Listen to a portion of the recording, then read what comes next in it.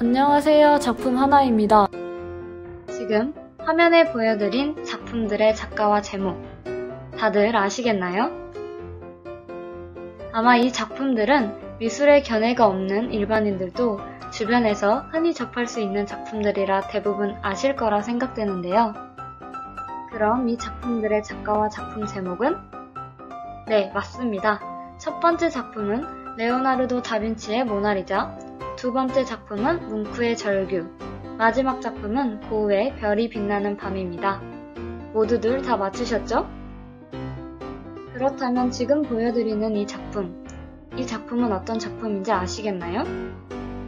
아마 이 작품은 앞의 작품들과는 다르게 대부분 처음 보는 작품일 거라고 생각되는데요. 이 작품이 바로 제가 오늘 소개해드릴 최재영 작가의 파라다이스입니다. 이 작품 어떤 느낌이 드나요?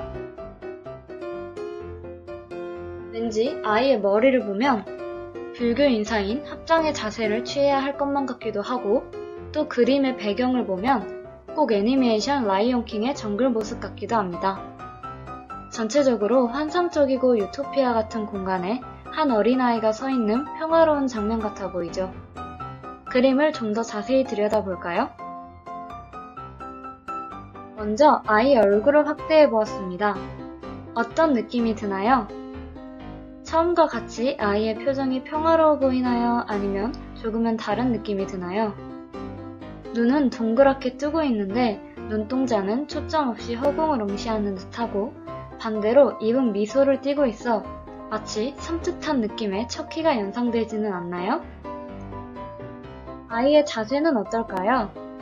아이의 손과 다리, 아이의 몸이 자연물에 닿아 있는 부분이 있나요? 없죠? 아이의 몸은 그 어느 부분도 자연물과 닿아 있지 않습니다. 아이가 취하고 있는 팔짱 낀 자세가 주는 느낌은 어떤가요? 일반적으로 팔짱 끼고 있는 사진들을 보면 느낌이 호의적인가요? 아니면 방어적인가요? 배경은요?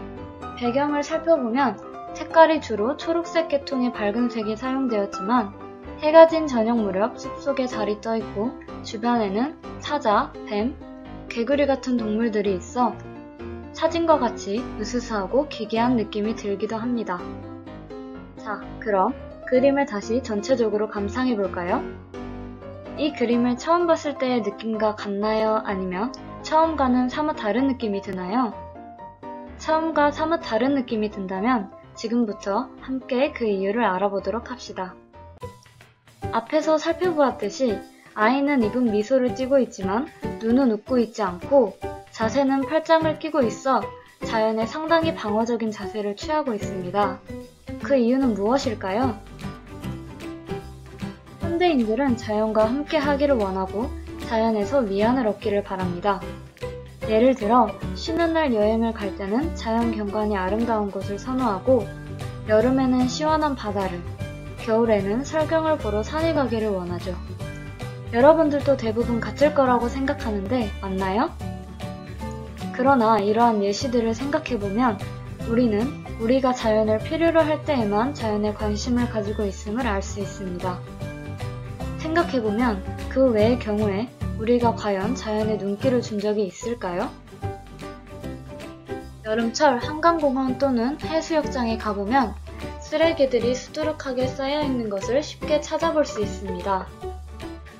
공원 등에 꽃들이 닫혀요 라는 문구가 적혀 있음에도 불구하고 그것을 무시한 채 오직 자신들의 만족을 위해 꽃을 받는 것을 마다하지 않는 사람들도 쉽게 찾아볼 수 있죠.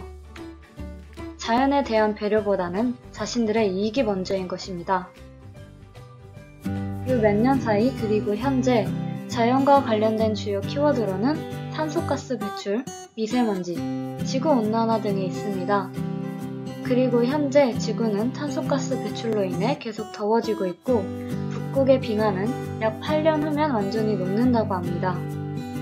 지금 같은 상황으로 이산화탄소와 온실가스가 계속 배출된다면 지구 인구 중 약 4억 2천만 명이 폭염과 식량난으로 인해 죽음으로 몰릴 수 있다고 합니다. 지구의 환경이 이렇게 된 배경에는 인간이 자리하고 있습니다. 속에서 팔짱을 끼고 알 수 없는 미소를 짓고 있는 그림 속 아이는 어쩌면 이를 우리보다 먼저 알아채 공허한 눈빛으로 우리를 바라보고 있는 것일지도 모릅니다. 인간이 그들의 삶을 조금 더 풍요롭고 편리하게 살아가고자 이렇게 심각한 자연의 훼손이 바로 눈앞에 와 있는데도 삶의 불편함을 감수하지 않을 것을 말이죠.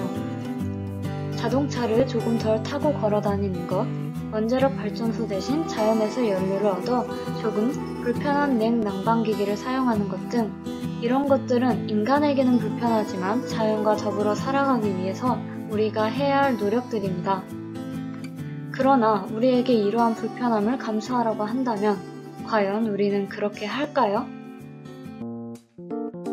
이런 이유로 저는 인간이 자연과 함께하는 파라다이스를 꿈꾸는 것은 처음부터 불가능한 것이었다고 생각합니다.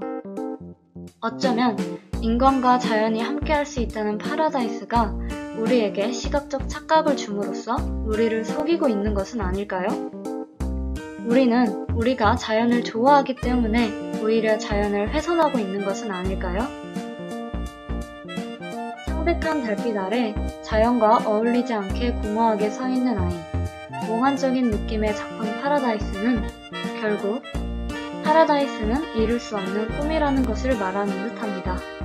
이상 파라다이스 작품 소개 마치도록 하겠습니다. 지금까지 작품 하나였습니다.